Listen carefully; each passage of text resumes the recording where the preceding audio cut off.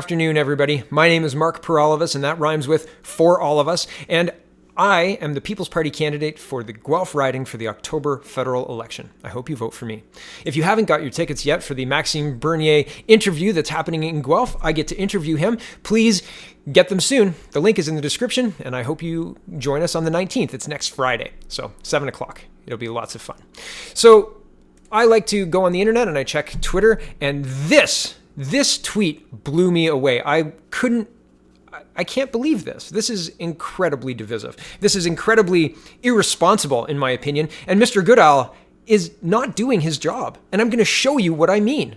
But first, here's the tweet. Rachel Gilmore, who's an online web journalist at CTV News, says, quote, new Public Safety Minister Ralph Goodale's office is accusing People's Party of Canada leader Maxime Bernier of attempting to legitimize white supremacy and white nationalism. What?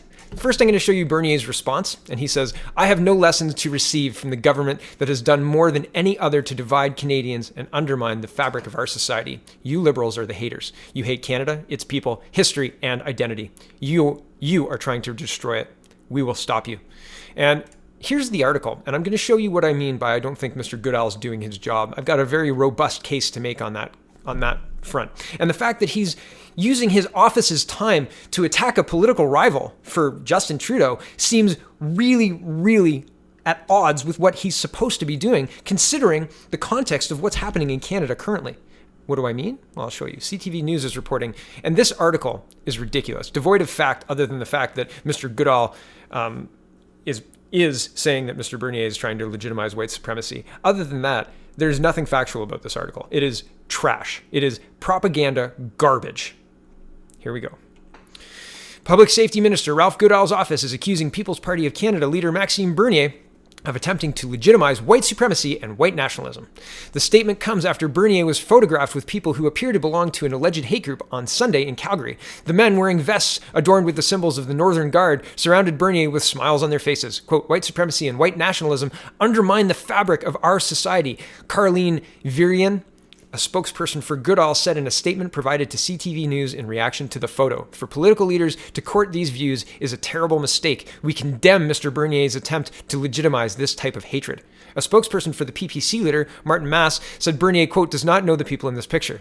Mr. Bernier takes hundreds of pictures with everyone who asks at rallies and wherever he goes. He does not inquire about the people's views before taking the picture, said Mass in a statement emailed to CTV News. Okay, so Mr. Goodale has said this is divisive and scary, but it doesn't, even if white supremacy and white nationalism were part of this, it wouldn't be something, he's the public safety minister, right? He's the minister for public safety. It wouldn't be something that is necessarily on his radar until something happened. So it's interesting to see this push for white supremacy, and the evidence here is so ridiculously flimsy. The amount of pictures taken with Mr. Bernier throughout the last 6 months, 8 months since he started his party, almost a year now, have been a lot. A lot of people are interested. A lot of people are trying to influence his party, what he wants to do. A lot of people are helping him. A lot of people are talking to him. And who knows, right? But the point is, he doesn't know these people necessarily. And he said that he doesn't know these people. His spokesperson has said he doesn't know these people. But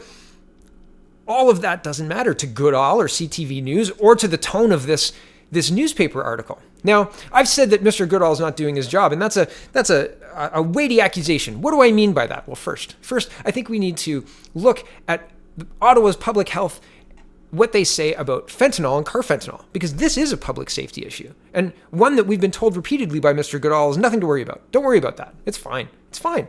And the situations that need to stack up to have what's happening in Canada right now requires that the public safety ministers be more focused on something ridiculous like this, like white supremacy or white nationalism, white supremacy, rather than being focused on what's actually happening. Meaning, we have Chinese triads producing drugs in China and then flooding Canada with those drugs, and then using the money to purchase real estate, thereby increasing the real estate market. And oh, by the way, have you noticed that we've had a drug overdose problem in Canada the last couple of years? I have. Have you noticed also that a whole bunch of criminals seem to be getting arrested with record amounts of this very, very, very toxic drug? I wonder why that is. I wonder why we can't seem to stop it. Where are they producing this? It seems to be China. And I'll get there. But first, Here's Ottawa's public health on fentanyl and carfentanil, because this is important. What is fentanyl? Fentanyl is an opiate that is much more toxic than most other opiates. Opiates include drugs like heroin, morphine, fentanyl, methadone, and codeine. Fentanyl is usually prescribed in a patch form as a painkiller. It is around 50 to 100 times more toxic than morphine. This makes risk of accidental overdose much higher. I scroll down. Carfentinal. Carfentinal is an opiate that is used by veterinarians for very large animals like elephants. It is not for humans to use. It is approximately 100 times more toxic than fentanyl and 10,000 times more toxic than morphine. This means carfentanil can be deadly in extremely small amounts. And I've got another article here that talks about carfentanil. Here it is. Carfentanil is a potent and dangerous opiate. It is a form of fentanyl, but 100 times stronger. It is 10,000 times stronger than morphine and 4,000 times stronger than heroin. Carfentanil can be deadly in extremely small amounts. In humans, a dose as small as 20 micrograms, that's less than a gram, which is less than a grain of salt, is enough to be fatal. Okay, now let's go back to why I think Mr. Goodale is not doing his job. Here is the Danforth Shooter and all of that situation, and he says, Mr. Goodale says, Ralph Goodale's office says there is no national security nexus to the Toronto Danforth shooter. That's interesting. The spokesperson for Public Safety Minister Ralph Goodale says that while the investigation into the mass shooting in Toronto is still early, there's no evidence supporting a connection to ISIS. At this time, there's no national security nexus to the shooter. Hilary Pearce told HuffPost Canada Wednesday, stressing Toronto police are leading the probe. And the link is in the description. You can go back in time and read about this.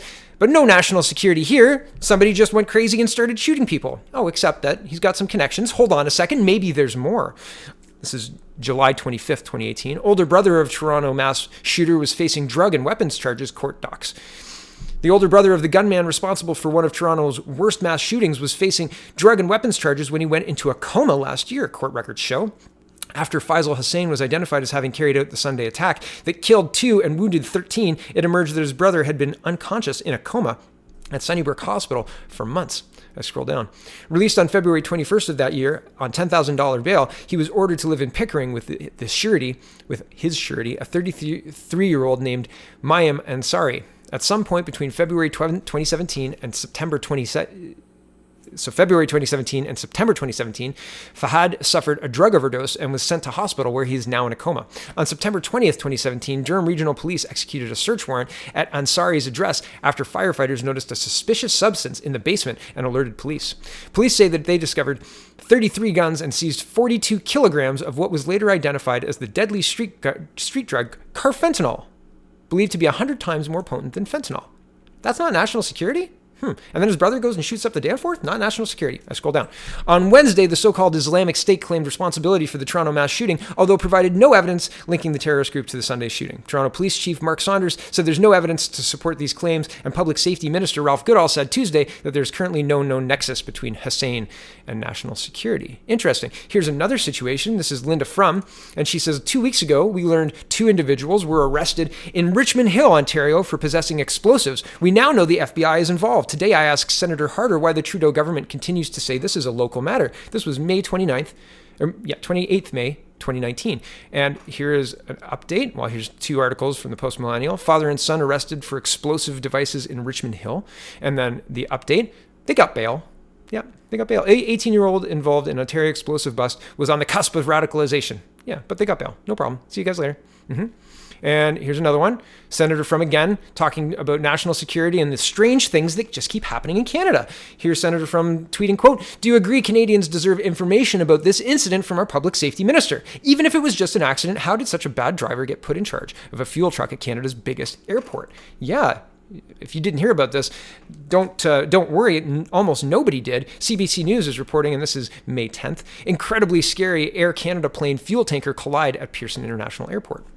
5 people were injured during the collision of an Air Canada Express plane and a fuel tanker truck at Toronto's Pearson International Airport early Friday. The collision occurred around 1:36 a.m. as Flight 8615 was taxiing to a gate at Terminal 1 with 50 passengers aboard.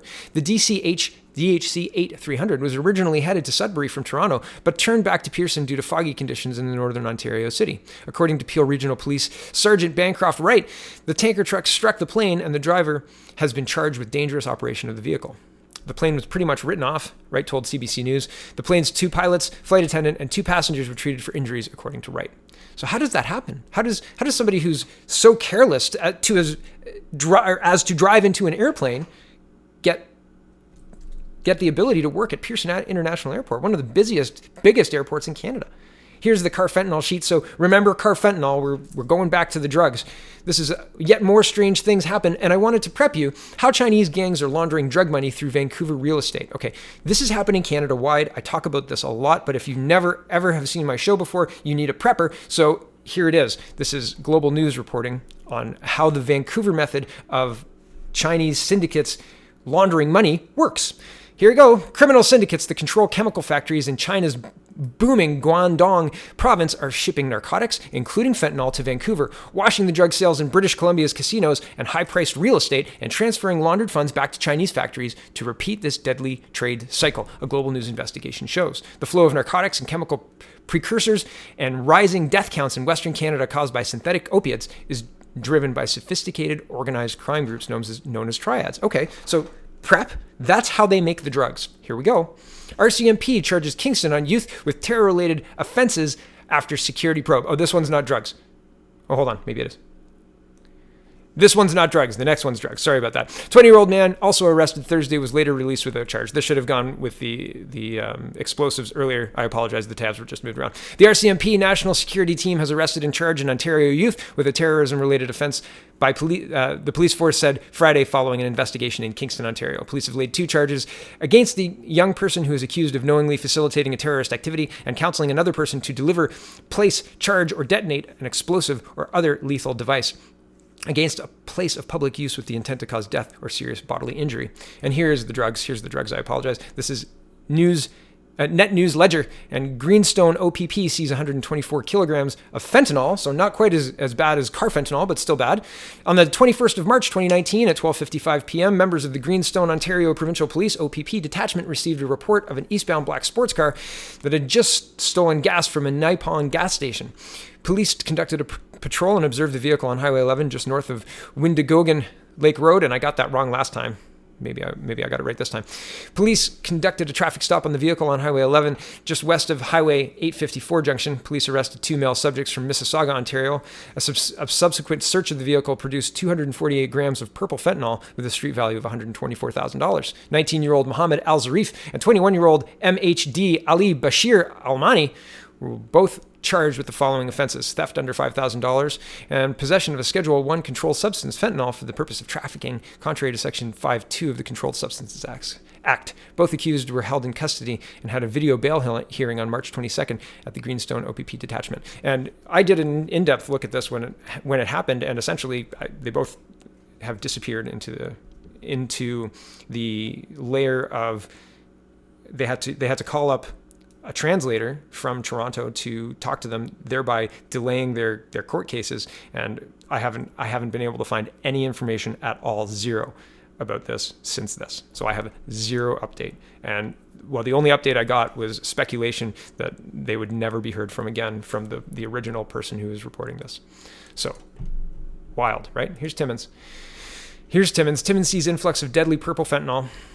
3 overdose deaths in 2 days and 8 drug-related arrests with the same time frame have heightened public awareness of a potentially deadly substance called purple fentanyl. A large influx of this substance has hit the streets in Timmins, says Mark DiPatti. Sorry, I've got that wrong. Spokesman for the Timmins Police Service. It's resulted in a number of tragedies, but it's also resulted in a number of investigations that have yielded arrests and charges against those persons who engage in that type of criminal activity. Fentanyl, a highly addictive pain medication, is an opiate that's 100 times more powerful than heroin, while carfentanil is 5,000 times more potent. Purple fentanyl is a Play-Doh-like mixture of heroin and either fentanyl or carfentanil. Oh, roll the dice. It's a little bit of Russian roulette, right? So when Ralph Goodale spends his time trying to win political battles for his boss by saying that Maxime Bernier is trying to legitimize white supremacy and undermine the fabric of our society, maybe, just maybe, he should start taking a look at the drugs and the weapons and the explosives and the terrorist threats and all of the other stuff that is being completely ignored in favor of this false and fake narrative. Provably false and fake. Really. So, Mr. Bernier is not a white nationalist. He is not a white supremacist. And he has absolutely no ties that I have ever heard of that make that true. So this reporting is irresponsible. This statement from Mr. Goodale's office is irresponsible. And I really feel like Mr. Goodale has a whole bunch of work that he should really be focusing on rather than trying to win an October election for Justin Trudeau. My name is Mark Peralivas.